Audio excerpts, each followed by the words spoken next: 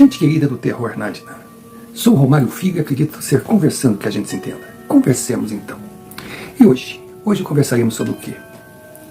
Aqui no canal, a gente entende que o nosso universo não é só aquilo que os sentidos físicos nos mostram.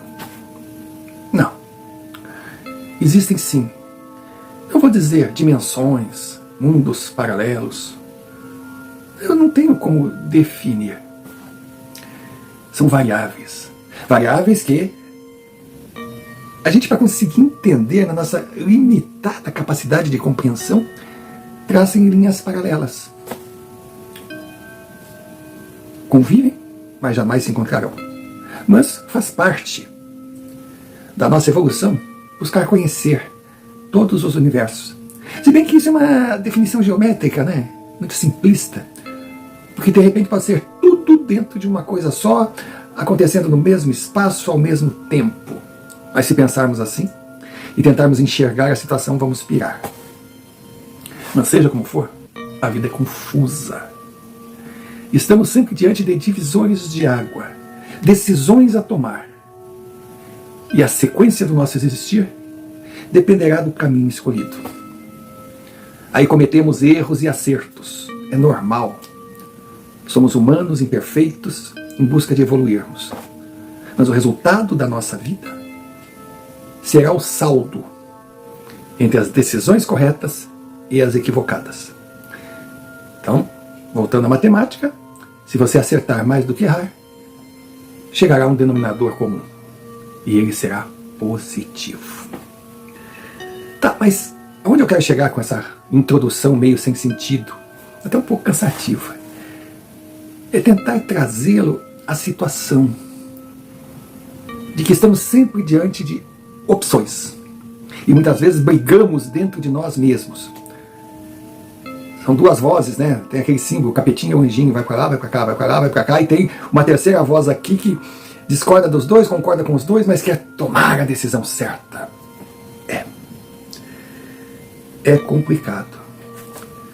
E cada um tem a sua trajetória. Porque certo mesmo é nascer, morrer. Agora, o que existe entre os dois pontos depende do que a gente quer e consegue construir. Então eu peço que você assista o relato a seguir até o final. Primeiro porque nos ajuda muito. Se você parar na metade, o YouTube vai entender que o conteúdo não é interessante.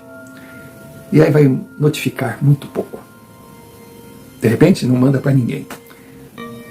E também, se você não curtir, que todo youtuber pede, não comentar, mesmo que seja um oi, não compartilhar, trará a mesma impressão aos algoritmos da plataforma. Então eu peço, apoie o canal. Outro ponto importante é hypar. E lógico, se achar que merecemos, enviar um Pix, qualquer valor, está aí na tela. A chave e o QR Code. E, finalmente, se quiser nos dar a honra de se tornar membro do canal, venha para a Confraria Nadina. Então não vou mais enrolar, porque daí de repente você vai desistir agora, não vai nem continuar, né? Mas assista o vídeo até o final. E nos ajude. Porque você é a razão de nós existirmos.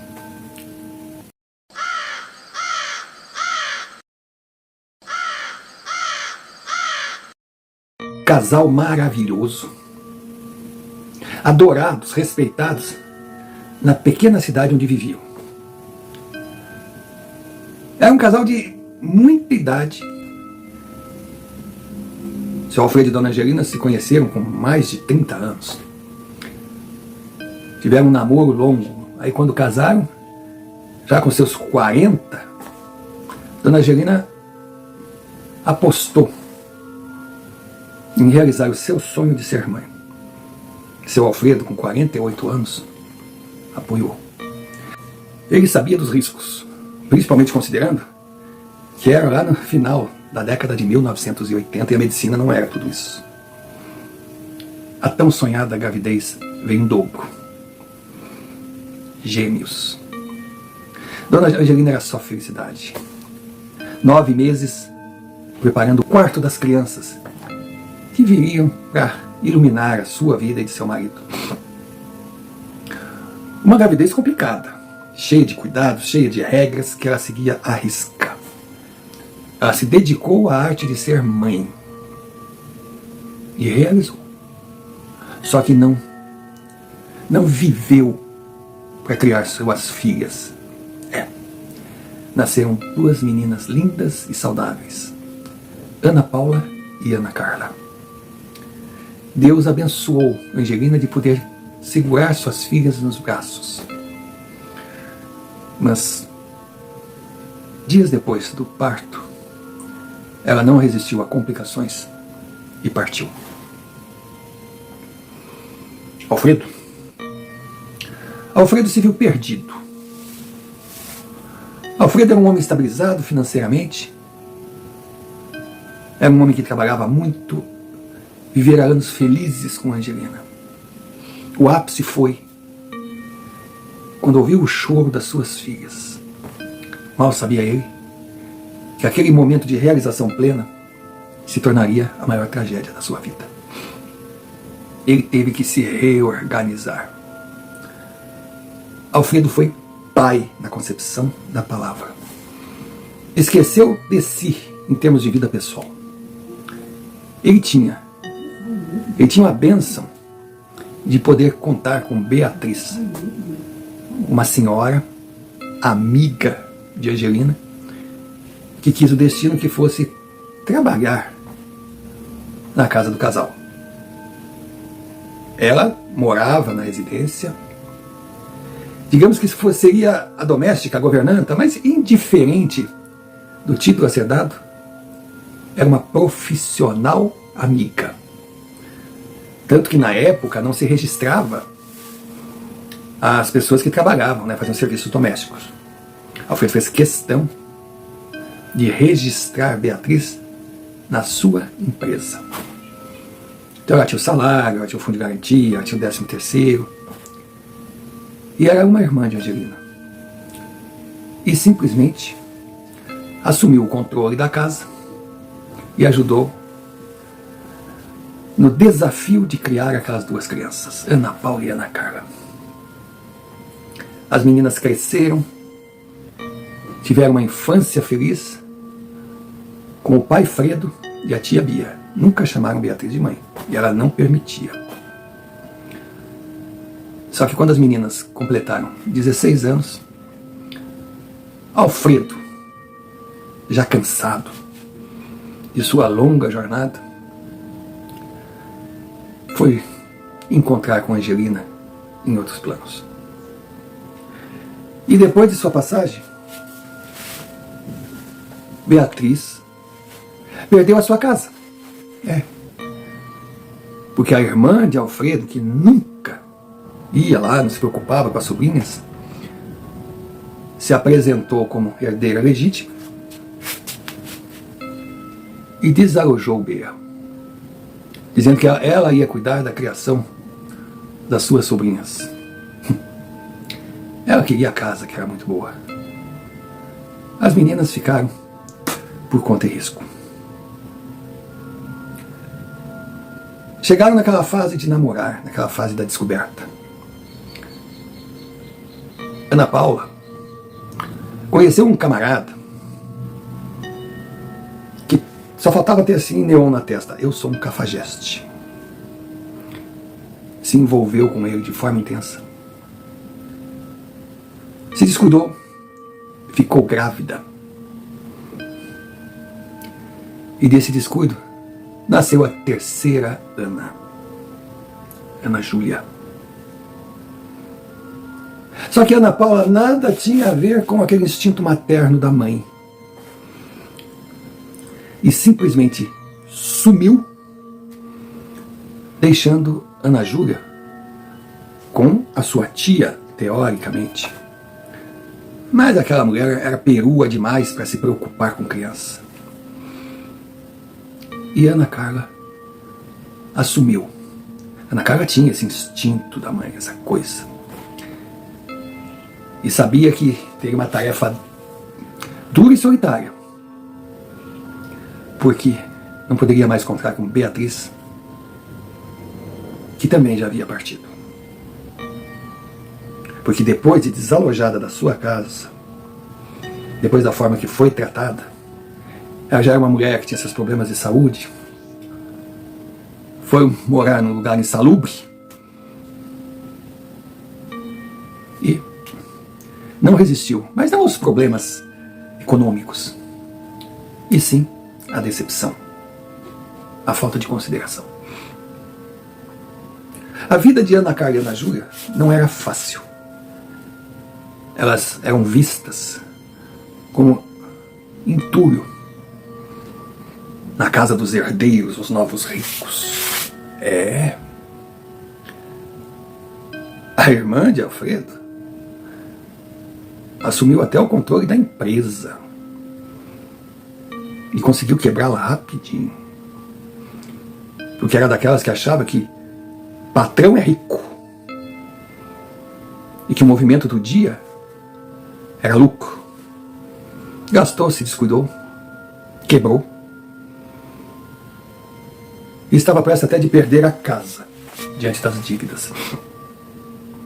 Aí é claro que o que antes era desinteresse com relação a Ana Carla e Ana Júlia passou a ser assim uma ojeriza.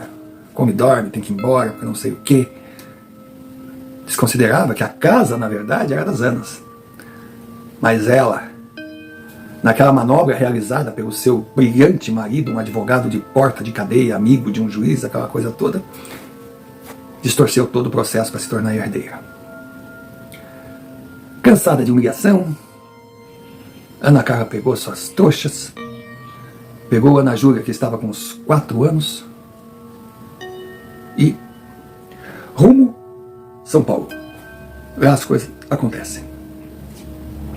Ela tinha um dinheiro, alugou um apartamentinho, pensava em trabalhar, arrumou uma creche para a filha, porque ela chamava Ana Júlia de minha filha. Só que o trabalho não aparecia. Ela achava que por ter o ensino médio,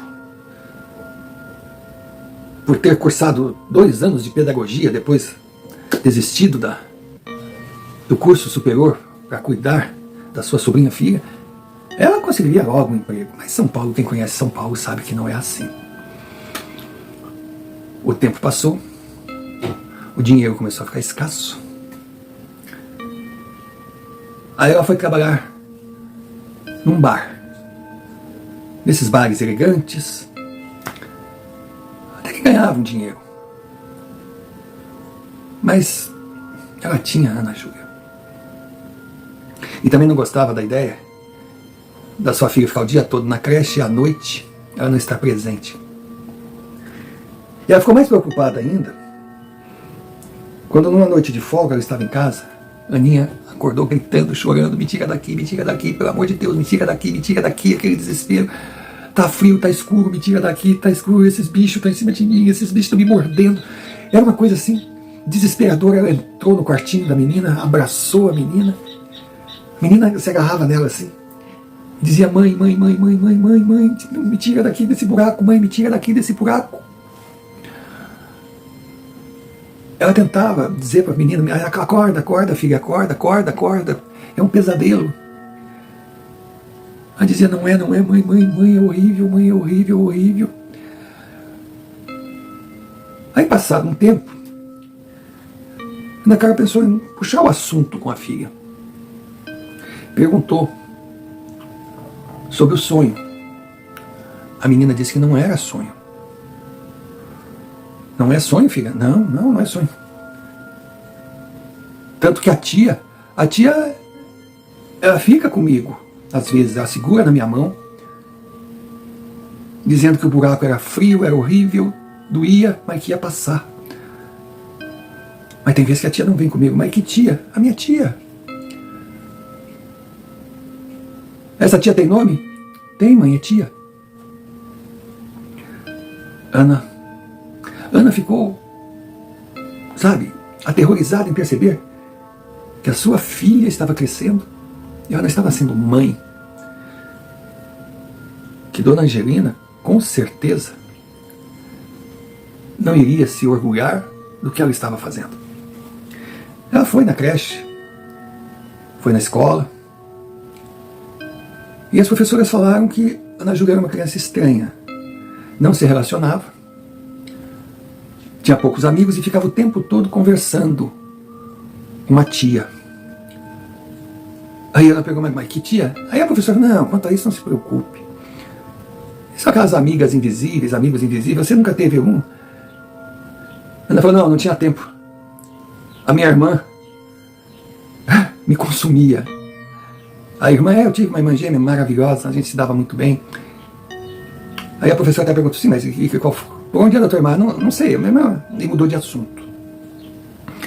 Mas foi para casa, pensando em o que fazer. Ela não podia deixar a Aninha naquela situação, não podia. A Aninha precisava dela. Mas se ela continuasse trabalhando no bar, o dinheiro seria pouco. Só que, é claro, à noite, aquele bar elegante, era uma mulher muito bonita servindo. Ela recebia várias cantadas, várias propostas, mas sempre descartava. Ela estava ali para ser garçonete. Mas uma das garçonetes, a Sueli, tinha um belo carro, maravilhoso carro, morava num ótimo apartamento. E já havia comentado com ela de onde via a sua fonte de renda extra. Ela escutava, mas não conseguia se ver naquela situação. A Sueli também era uma mulher muito bonita, cansou de trabalhar por trocados, então foi numa agência. A agência fez um book de fotos. Esses books eram distribuídos em recepções principalmente de hotéis, com o telefone. Aí ela tocava a vida dela, o telefone tocava, é que um cliente chegava lá, um hóspede, pedia o book, escolhia, ela ia lá no hotel, fazia o que tinha que fazer, voltava com dinheiro no bolso. Foi quando ela perguntou, tá, mas então por que tu continua trabalhando aqui? Não, porque se eu for via hotel, se eu for via book, parte do que eu ganho fica com a agência, fica com a recepcionista. Mas aqui eu posso jogar a rede que eu ganho 100% para mim. Isso aí fazia a coisa parecia tão bonita, que no desespero a Ana aceitou. Aceitou, cumpriu todas as etapas, tirou as fotos lindas, era muito bonita. E chegou o primeiro cliente. Nossa! Quando ela entrou no hotel, ela entrou sabendo que tinha que procurar o recepcionista, o Juarez, e que deveria se vestir de uma forma discreta. A moça da agência falou assim, não deslumbrante, não chamativa, é a mesma coisa que dizer, não se vista como puta, embora você seja. Nossa, aquela ideia, uma vergonha, eu ficava pensando no seu Alfredo, o que o papai ia dizer, mas era tudo por Júlia. Aí chegou, procurou o tal do recepcionista, ele simplesmente pegou uma chave, entregou para ela e disse, apartamento 410, pode subir. E ela foi. Aí foi, um apartamento bonito, era um hotel, não era assim, luxo, não, um hotel 4 estrelas, executivo. Mas ela foi com aquela coisa assim, não toque em nada, não pegue nada. Se você roubar alguma coisa, nós sabemos onde te encontrar. Puta, que humilhante. Ela foi. Chegou ali, a TV estava desligada, ela pensou, será que assistir televisão eu posso? Mas não vou ver nada. Aí, ligou o rádio na cabeceira, assim, que na época era um luxo. Com aquela música ela cochilou, porque estava cansada. De repente ela acordou com a porta. E ela viu entrar aquele homem. Um homem de seus 60 anos. Um homem até bem conservado para a idade. Bem vestido. Ele chegou e disse, boa tarde, menina. Ela, boa tarde. Meu nome é Marcos. Você é a Clarice? Ela disse, sou. Ele sorriu. Bom, o meu nome é Marcos. Agora, tirando o seu nome de guerra, como você se chama, menina?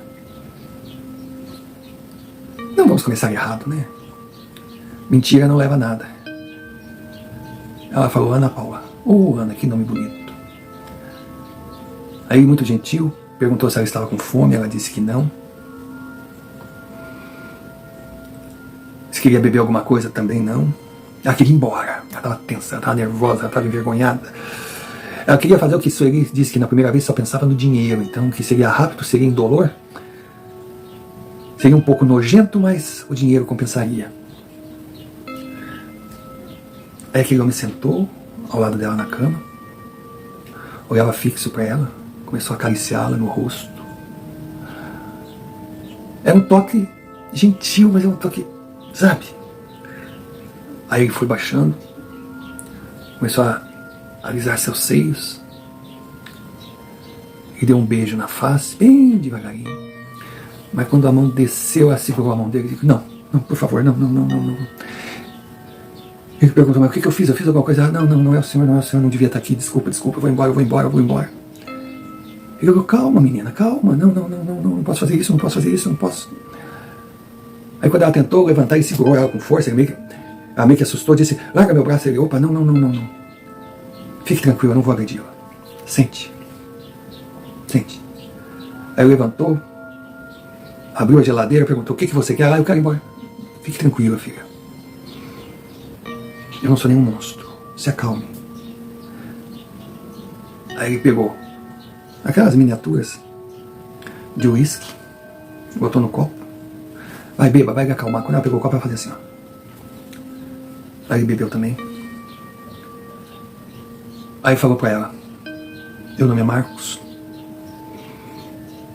Sou um comerciante bem sucedido. Casado, muito bem casado. Tenho 2 filhos. A minha esposa Anitta, uma parceira de uma vida. Temos 3 netos, dizia. Ela não entendia onde ele queria chegar. Só que a Anitta, de uns anos pra cá, passou a sofrer de uma doença degenerativa. Não está sendo fácil. Mas a gente tem se empenhado para que ela tenha uma sequência de vida digna.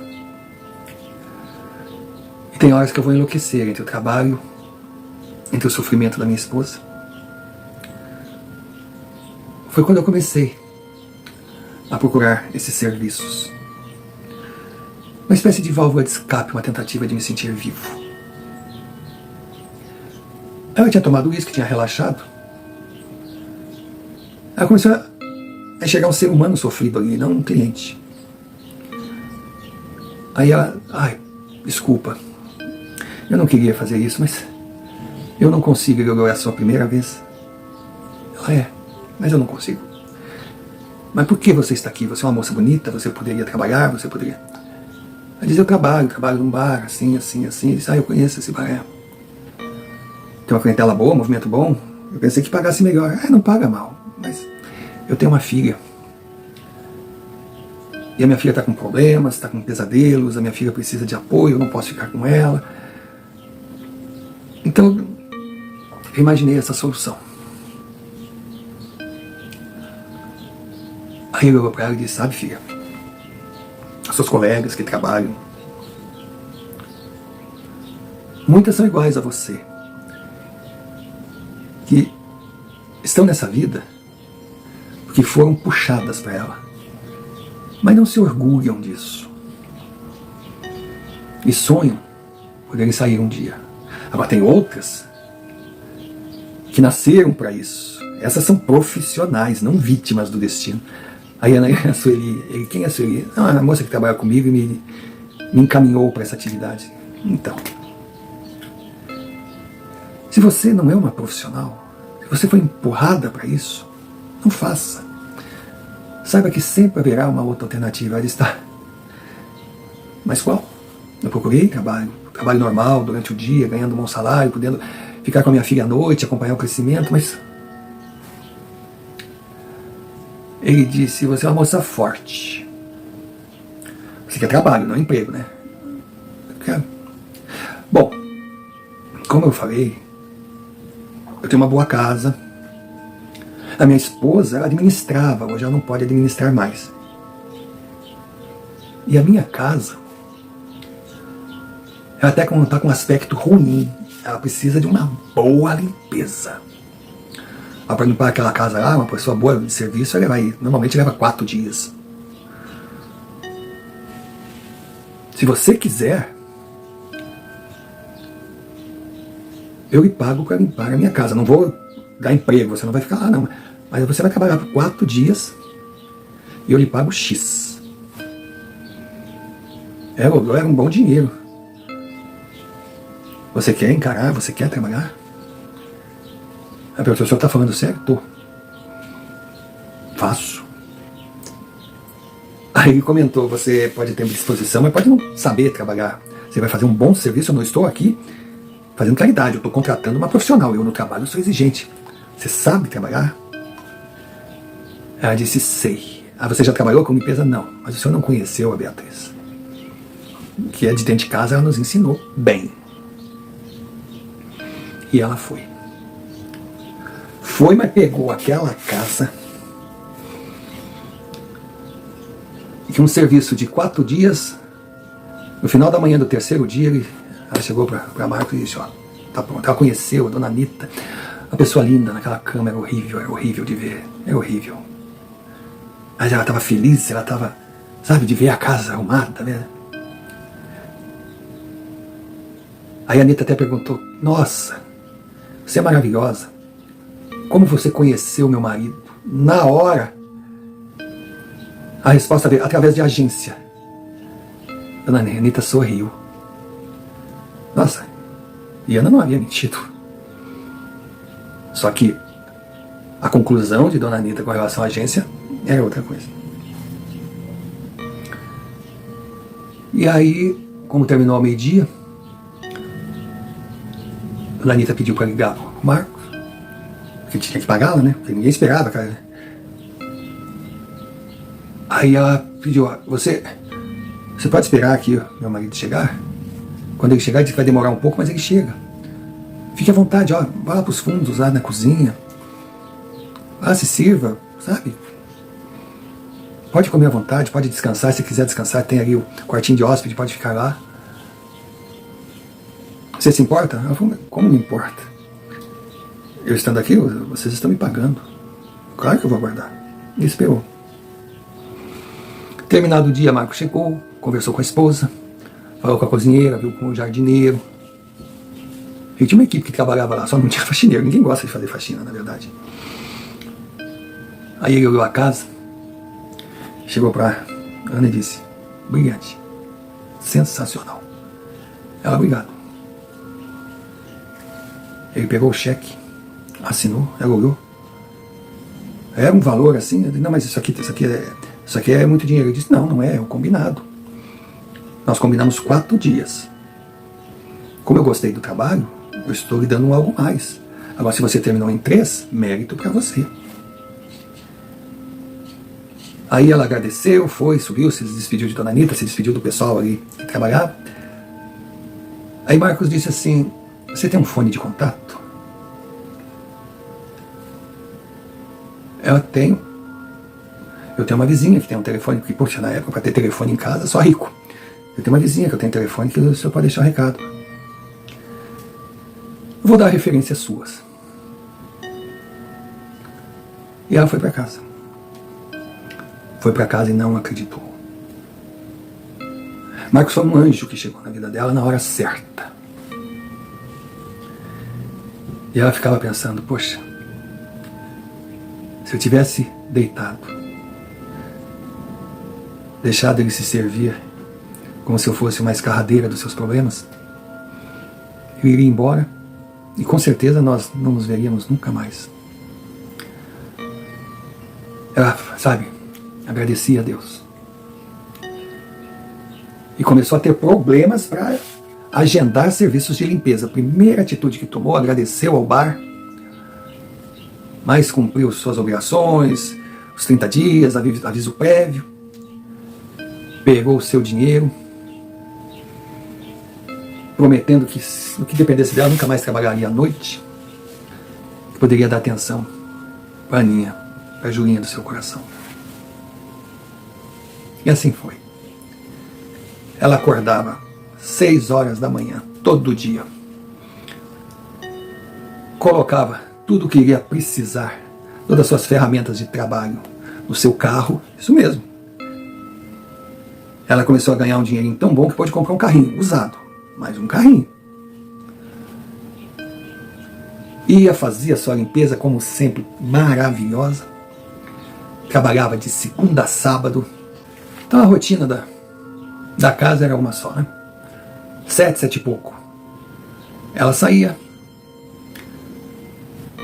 Bastava a Kombi, que levaria a Aninha para a escola, passar para ela ir para o seu serviço.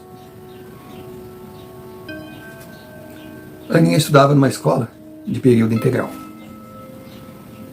Escola boa, que ela podia pagar. Com um trabalho honesto, um trabalho duro, um trabalho cansativo, mas que ela fazia com gosto. Às 6 horas da tarde ela passava na escola, pegava a sua filha, elas iam para casa para ter uma relação de mãe e filha. E foi uma relação penosa. Foi uma relação dura. Ver a sua Julinha, a sua Aninha, conversando sozinha com uma tal de tia e tendo aqueles pesadelos. E o pior, a Aninha sempre dizia: a senhora não vai deixar eles me colocarem num buraco fechado nunca, né? Ana Paula dizia que não. Que ideia boba, ela tinha que parar com isso. Mas que a tia falou, ela dizia: para de conversar com a tia, para de escutar o que a tia dizia. Ela não queria, sabe, dizer que a tia não existia, mas faça perguntas para a tia. Isso o psicólogo explicou para Ana. Faça perguntas. Faça a tia dizer quem é ela. E Aninha começou a encarar a tia. E certa noite, Ana Paula, como sempre, cansada, chegou em casa, fez o jantar, conferiu os cadernos da filha, algo que ela não fazia, ou não fazia até então, e deixava a Aninha toda orgulhosa, né? Minha mãe preocupada comigo. Era aquela convivência saudável, mas chegava a hora assim de dormir, ela batia na cama e desmaiava até o outro dia, 6 horas, para acordar e começar tudo de novo. Só que naquela noite foi diferente. Ela estava dormindo, aí ela ouvia uma voz conhecida. Ela achava que era um sonho esquisito, que era uma coisa estranha, ela só via aquela figura de mulher na frente da cama dela, que sonho diferente, que sonho. De repente ela abriu os olhos e disse: não é sonho. Estava ali, à sua frente, a sua irmã. A sua irmã.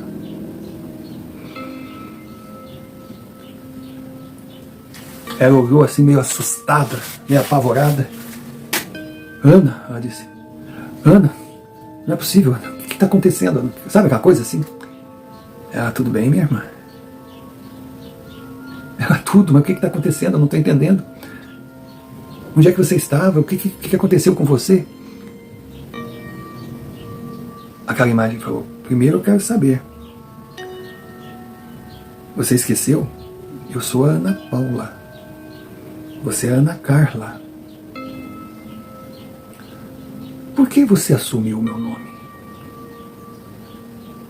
Aí foi uma coisa assim que meio que trouxe uma realidade para ela. Ela disse: eu não sei. Meu Deus, eu nunca me preocupei. Por que você quer a minha vida para você? Até a minha filha você quer tomar de mim. Mana, o que você está falando? Enquanto você estava fora, eu fazia companhia para minha filha. E eu dizia para ela os perigos que existem. Eu mostrava para ela. Agora você mandou ela me questionar. O que você quer que eu diga para ela? Que a tia dela é a mãe dela, e que a mãe dela é a tia e é uma impostora que roubou ela da mãe? foi quando a Ana Carla disse para a irmã: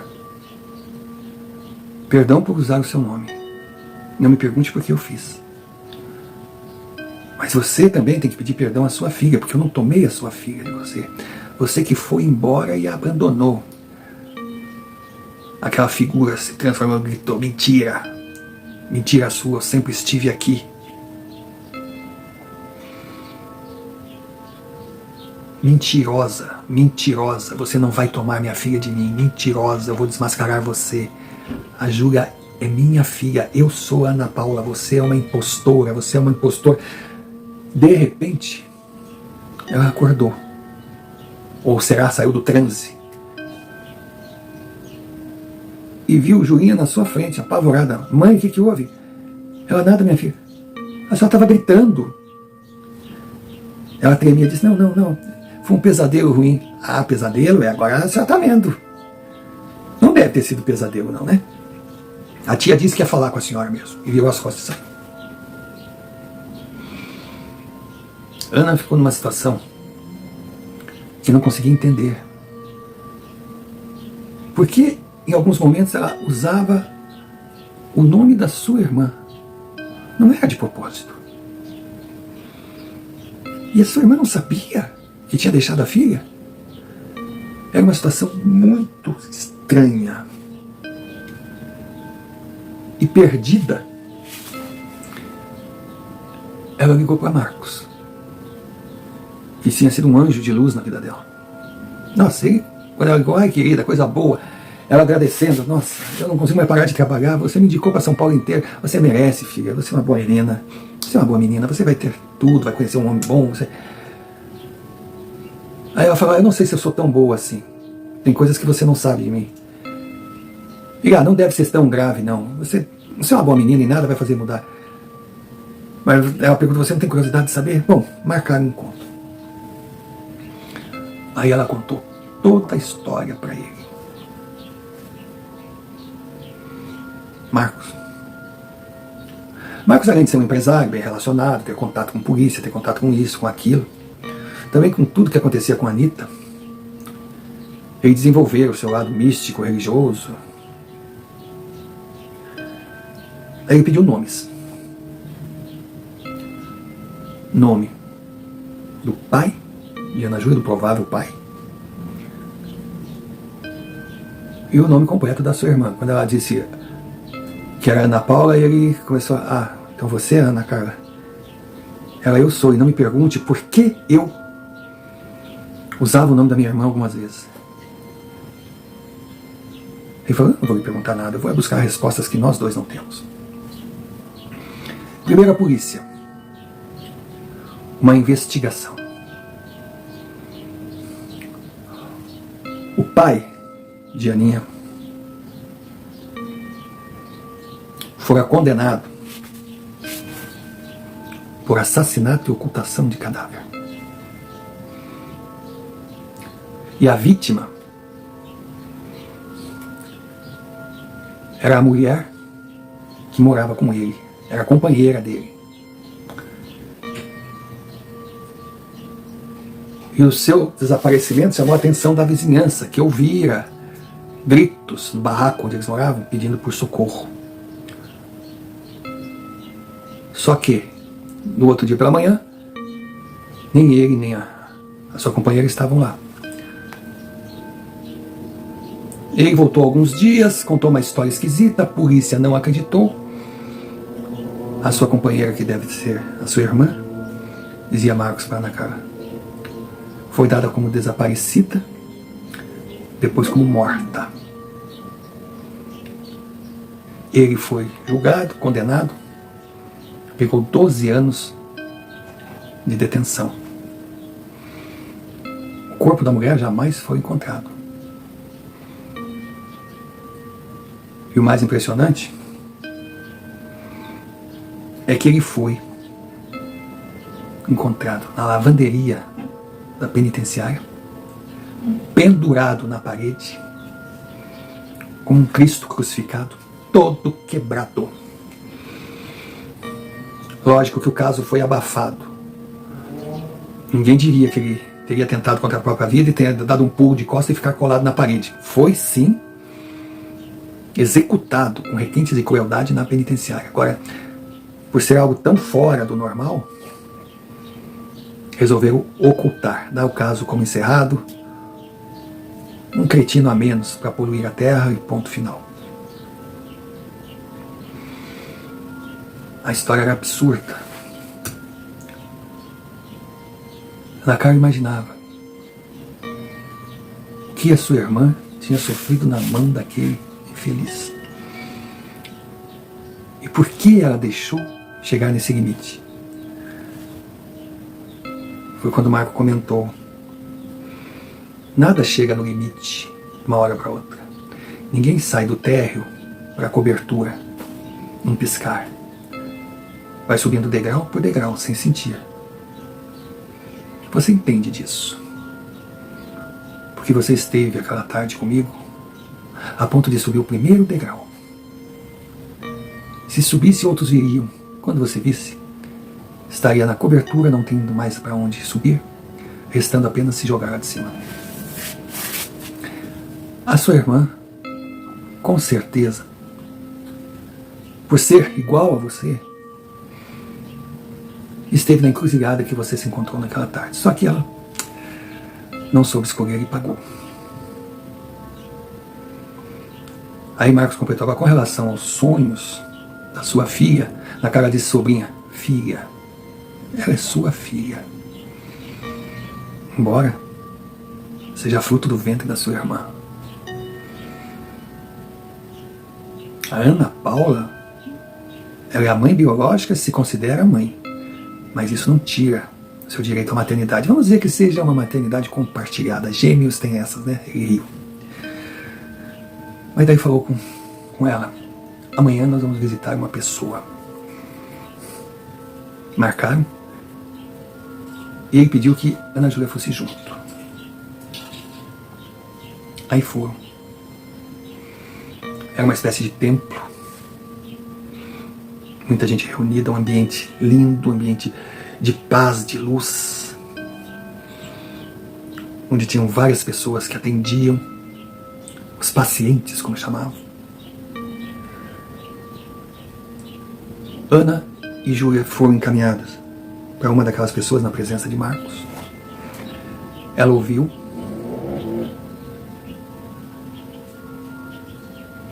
Aí pediu que a menina fosse retirada dali. Ela foi. Aí ela disse para Ana Carla: moça, a sua irmã está ao seu lado. Ela olhou assim, não enxergava nada. Ela está. Marcos estava ali, ela apertou a mão de Marcos assim, tipo, pedindo socorro pro pai. E a sua irmã sofreu muito. A sua irmã, desde que saiu e deixou a filha,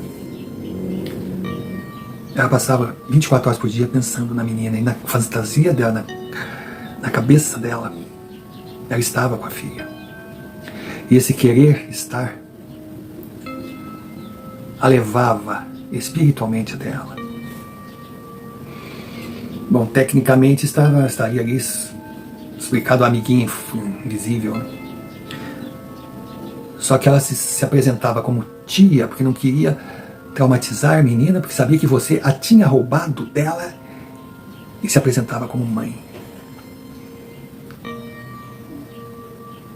E essa relação continuou. Certamente a sua irmã, mais cedo ou mais tarde, procuraria vocês duas. Mas ela foi agredida mortalmente pelo parceiro, pelo homem que ela acreditava amar. E ele, achando que ela já estava sem vida, a enterrou.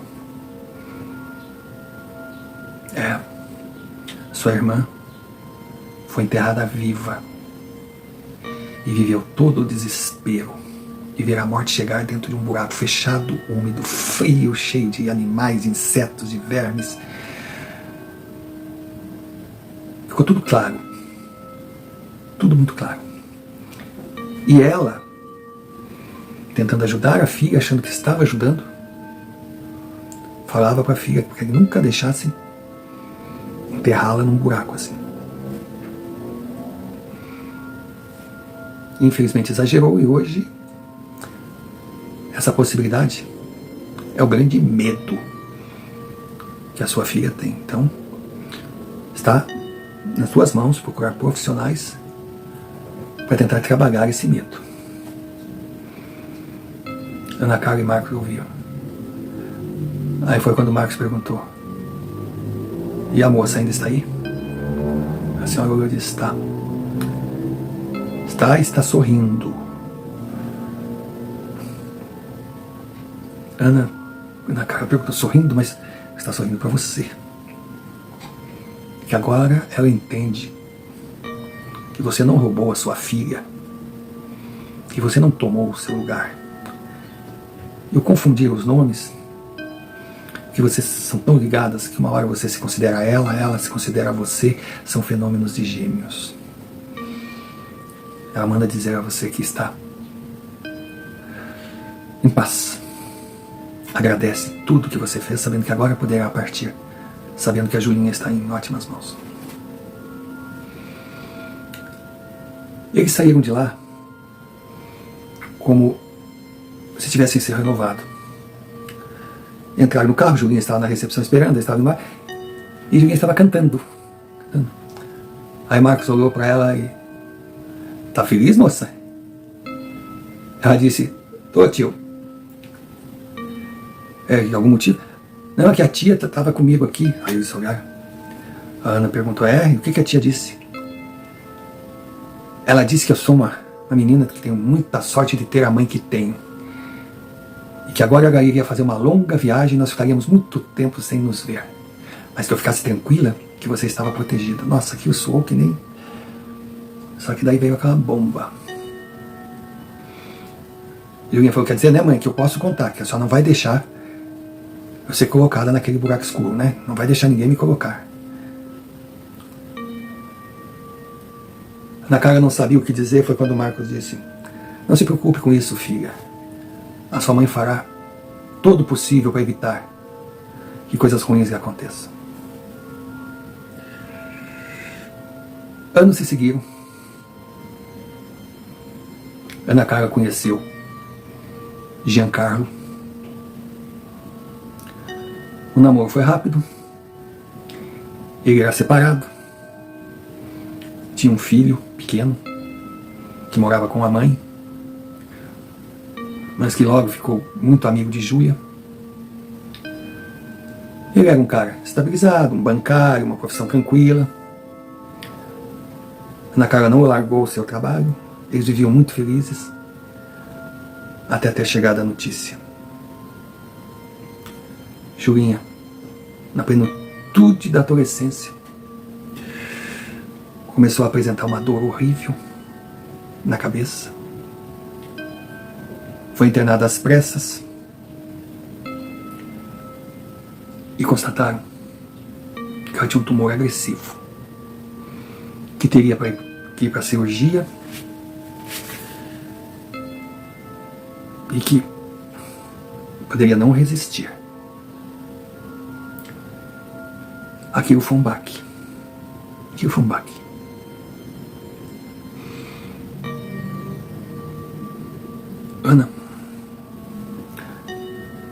Ana se amparou em seu marido.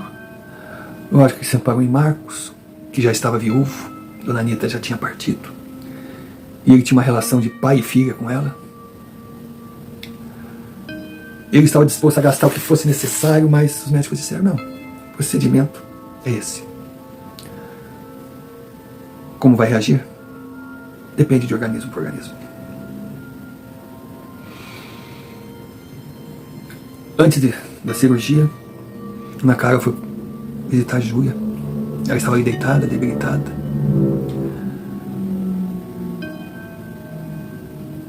Aí ela perguntou como é que estava a filha. Ela disse: estou bem, mãe. A dor de cabeça passou. Eu vou fazer cirurgia, né? Vai acabar tudo bem, mãe. Pode apostar. Eu estou bem protegida, eu tenho vocês duas. Ela disse, duas, filha? É. A tia esteve aqui comigo. E a tia disse que você é maravilhosa, fez tudo o que podia. E que eu ficasse tranquila. Que se chegasse numa situação que estivesse fora do seu alcance, ela me protegeria. Aí Ana perguntou, filha, mas proteger de que situação? Ela não vai deixar que eu seja enterrada num buraco escuro, úmido, cheio de animais. Fica tranquila, mãe, eu tô bem. A cirurgia aconteceu e Ana Júlia não resistiu. Ficou na mesa. Foi um baque. Ana Carla estava num desespero só. Ali naquele velório, naquela coisa absurda, com a sua filha linda, maravilhosa, com uma vida pela frente. Se sentindo impotente de ver aquele anjo deitado naquela caixa. Foi uma noite horrível. Agora o pior foi quando o padre terminou a extrema-unção e fecharam aquela caixa. E ela certa que seria a última vez que veria o rosto da sua filha. Ela ficou em choque. Mas nisso, ela viu aquela imagem de mulher sorrindo para ela no meio dos presentes. Aquela imagem chegou até ela, era essa luz. Colocou a mão na cabeça dela e disse, fique tranquila, minha irmã. Ela está em boas mãos. Você fez a sua parte. Eu não vou me privar de fazer a minha. Ela só conseguiu dizer, Ana Paula, seu marido olhou, o que foi, filha? O que foi, amor? Ela olhou para ele, aí viu que a irmã não estava mais ali, ela se abraçou a ele e deixou sair todo aquele choro que estava envenenando ela por dentro. O caixão seguiu o ritual. As salas de velórios eram no cemitério, um cemitério lindo. Foi do melhor, Marco deu o melhor que podia dar a Ana Júlia. Aí colocaram aquela caixa naquele carrinho, foram andando por aquele jardim maravilhoso, todos acompanhando. Aí quando chegaram no túmulo, na hora de baixar, ela viu aquele buraco, ela disse, meu Deus do céu, minha filha, perdão, ninguém entendia. E ela fez o último pedido para os profissionais do cemitério que estavam ali para abrir o caixão, que ela queria dar o último beijo na sua filha e pedir perdão. O caixão foi aberto. Só que quando tiraram a tampa, ele estava vazio. Os demais presentes estavam um pouco distantes, não tendo acesso visual ao interior do caixão. Somente o funcionário que ali estava olhava tudo com os olhos arregalados, quieto, em choque, sem entender nada. Marco, que estava ao lado, bateu no ombro do rapaz e disse, fique tranquilo, você não irá se arrepender. Ana pediu para fechar o caixão. Foi obedecida e o sepultamento se consumou. Ao final da cerimônia, os convidados se retiraram. Marco levou o funcionário do cemitério para um lado, conversou com ele, sabe-se lá o que, ele nunca revelou. E quando perguntada pelo marido o que havia acontecido, Ana simplesmente disse, aconteceu o melhor. A minha filha está em companhia e protegida pela mãe. Ainda incrédulo, o homem simplesmente disse, eu não estou entendendo nada. Ana Carla olhou para o marido e pediu para que ele não pensasse mais a respeito. Que o que aconteceu era algo de se esperar. Porque uma mulher como Ana Paula que carrega um ódio tão grande dentro dela, capaz de crucificar um homem de 1,90 m na parede de um presídio,